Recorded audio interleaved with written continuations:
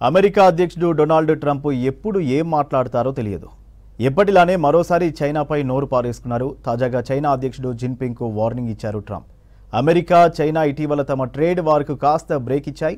రెండు దేశాల మధ్య ఉద్రిక్తతలు కొంచెం తగ్గాయని అందరూ అనుకుంటున్న సమయంలో మరోసారి చైనాకు వార్నింగ్ ఇచ్చారు ట్రంప్. తైవాన్పై దాడి చేస్తే ఊరుకునేది లేదని ట్రంప్ హెచ్చరించారు.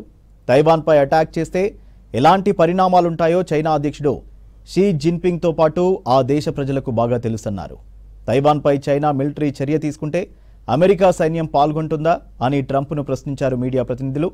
అమెరికా అధ్యక్షుడిగా తాను ఉన్నంతకాలం తైవాన్పై దాడి చేయమని చైనా అధ్యక్షుడు చెప్పాడని అన్నారు ట్రంప్.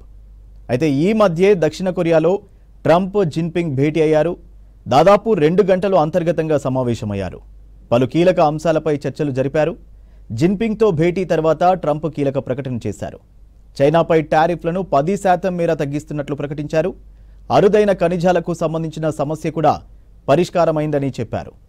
చైనా నుంచి అమెరికాకు అరుదైన ఖనిజాల ఎగుమతులకు ఎలాంటి ఇబ్బంది ఉండబోదన్నారు. చైనాతో త్వరలోనే వాణిజ్య ఒప్పందం కూడా కుదరనున్నట్టు ట్రంప్ సంకేతాలిచ్చారు.